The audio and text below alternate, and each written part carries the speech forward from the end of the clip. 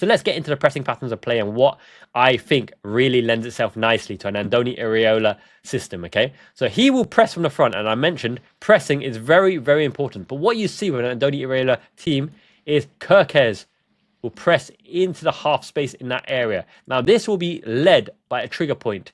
If they are playing the ball along the back, you have one man pressing, but not all out pressing, because he has to look behind him to make sure the players are in position to press the prominent man, blocking the passing lanes. If you block the passing lanes into midfield, right, into the number 6, into the number 8, that's direct line ball into number 8, into the fullback, you know, you're saying, give it to this man or chip it to this man.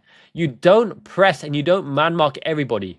You leave the players that you want the ball to go to. In opposition case, they wanted it to go to Ibu Konate again and again. They wanted it to go to Mamadashvili again and again, right?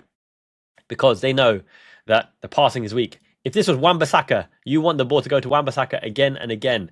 Pressing is intentional based on the opposition and what you're trying to do. So as soon as the ball goes into here, you press him, you stop the ball back to the keeper. You stop the ball back to the keeper. Let's just put a traffic cone there. That means he has a choice. To this player, hit it long. If it goes in here, forget about it, because Szoboszlai's tall, Wharton's tall. If there's a chance, Van Dijk can move out of the way and he'll buffet it. Now, what I've really, really, really disliked on the Arne Slot system, right? There was no intentionality when Van Dijk heads it to lay it off, to head it back, to retain possession. He just pang, and then it's head ball and head tennis ball.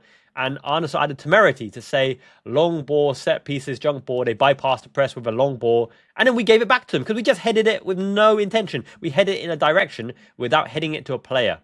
Now, I don't know if Andoni Iraola really, really controls the narrative on the second ball header. But you've got to imagine that it's got to be better than whatever Arne Slot was trying to do, because we've just been heading it to no man's land. Now, when you've got this kind of lineup, is there a clear weakness, right? And I know, granted, I'm using Diamande, Coyote, and Wharton for representative examples, but is there a clear weakness in this Liverpool team who you want to give the ball to? And for all, should I say Szoboszlai? Should I rile up our fan base? No, I'm not going to do that. Szoboszlai's decent enough with the ball, okay? Okay, calm down, you know. There's no clear player that you want to give a Liverpool the ball to. But when the opposition have that clear player, as I said, you block the line to the pass, you commit to the player, you tight on that player. You might want to give him yard of space, because when he gets the ball, he's going to get the ball to feet with his back to go, and then you press like a madman. Okay, Szoboszlai would be a game-winning condition in the transition, in the press, to turn over the ball, because by golly, his sprinting acceleration, you know, mad, energetic, Duracell bunny in the bedroom kind of legs. Not the third leg. His girlfriend's named Fanny or something, isn't it? Is that right? His wife? Okay. Yes.